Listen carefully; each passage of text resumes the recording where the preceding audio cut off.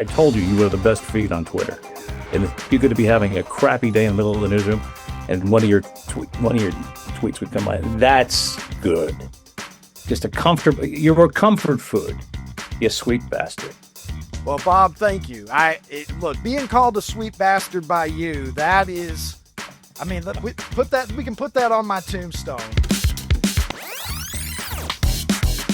When I heard Brother Ricky is resigned from teaching to go into, I just thought back on my career. So. Yeah. And I mean, I love teaching, but I never got to talk about Tojo Yamamoto even in the classroom. So it feels like an upgrade. I remember playing Joe Montana and I was chasing him down, came out here chasing down. He's running to the out of bounds. Just before he stepped out of bounds, I just let up, That's something. He took that ball and ran down another 15 yards, right? And I went over to him and I said, listen, hey, tell you something.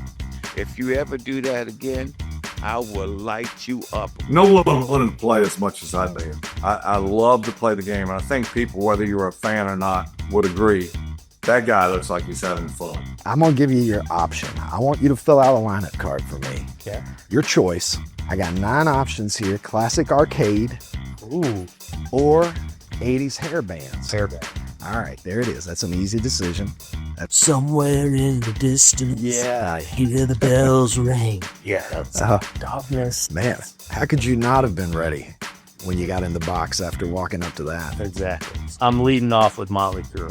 All So right. to get this party started, Lord knows they knew how to party and get a party started There it is. on the Sunset Strip. So and they're like, of all these, and I love them all, Motley's those are my guys. I've always said that I would not vote for someone who cheated. Does McGuire deserve to be in and Bonds deserve to be in? Well, I thought Barry Bonds was a dick, so no, I don't think so. And I liked Mark McGuire. It had nothing to do with one being black and one being white. It was all about the fact that one I thought was a really nice guy and the other guy wasn't. People look at it and go, oh, yeah, he was a punishing runner. I'm going, well, that was their choice, not mine. I was always trying to get away from contact. Hey, listen, I'm not a tough guy. I just played one on Sunday afternoon, kind of like John Wayne in the old war movies. John Wayne was John Wayne, but he never had one bullet shot at him that I know of. Is the starting pitcher as we once knew it, is that dead and buried now? Yeah, I think it's pretty much the management always wants to go to the starting pitcher. But you give me 5 or 6 innings and throw maybe 100 or less pitches, then they got the bullpen ready to go.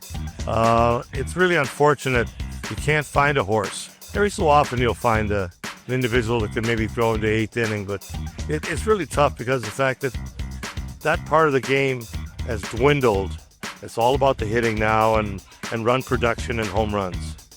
How much did Coach Shula mean to you, and what was your personal relationship like with Don Shula through the years?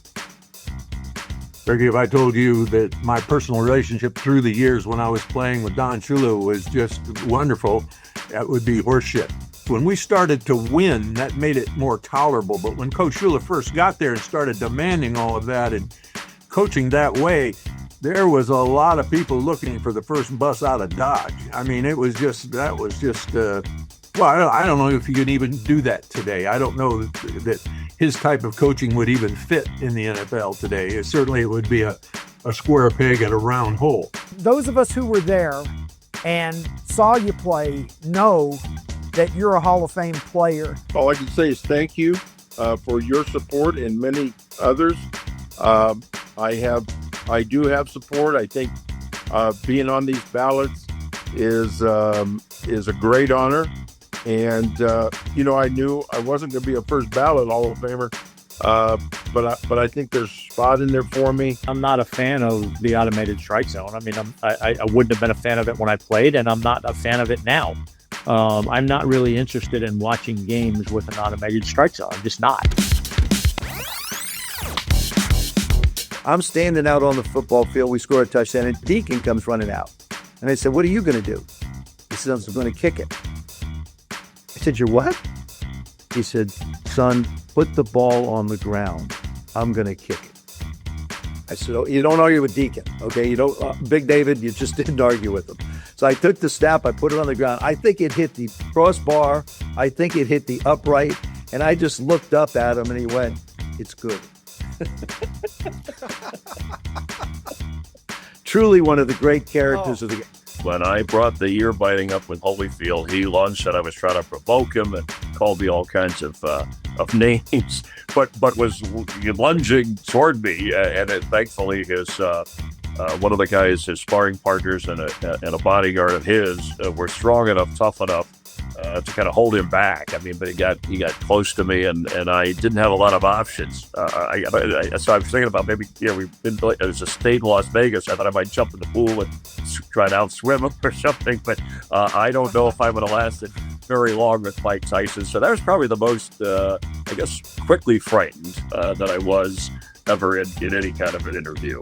Maybe the pecking order goes Dave Chappelle, maybe Bill Burr, and now it's Drew Bledsoe, because nobody was expecting it. And you just, Tom Brady is still on fire, I believe, from the roasting that you gave him that night. Were you expecting to crush it on that level when you went out there? Well, so here's the thing that people don't understand. That's what you do. That's how you talk to each other. And that's how that's our love language in the locker room is making fun of each other. And so, and if you're not quick-witted and if you can't come back, then you just get buried. So there was a lot of practice, let me put it that way. And it was a weird time being in Afghanistan. I remember watching the NFL draft. And I was on a treadmill thinking the Redskins need an offensive tackle. Who are they going to? And then on the treadmill, all of a sudden realizing that doesn't matter to me. I guess I'm going to be dead next week. So that was the mindset. But it was what an ending to a story. We're going on this mission. It's a one-way mission, but we're going for the people who didn't need to die on 9/11. Whenever anybody mentions that, it's got to be Shohei's number one, Babe Ruth's number two, whatever. He's driven. He's driven and he's committed. And he's got a process that he sticks to. He's able to keep the blinders on. If he does hear, I think sometimes not understanding the language, at least here, helped him, whether there was critics or whatever. Keith Jackson, the first game I ever did with him, here we are, we're at the Rose Bowl doing a UCLA game, and he's setting the stage perfectly. It's first down, he calls first down. He gives both lineups. It's second down. He gives the quarterback story. And it's third down, incomplete pass. The punt team comes out. They punt the ball. We go to commercial, and I hadn't said anything. And he looks across at me and he says, "Well, Fauci, are you going to talk today, or are you just going to stand there?" So I said, "Keith, I'm sorry. I'm sorry. I just love listening to your voice like everybody else, All right, you sweet bastards, if you're enjoying this content, don't forget to sign up for Ricky Cobb's Rewind. It's our new bi-weekly newsletter, the Margarita Mailbag, Super 70s Yourself. You can do it all very simply, outkick.com/newsletters. Ricky Cobb's Rewind. You don't want to miss it.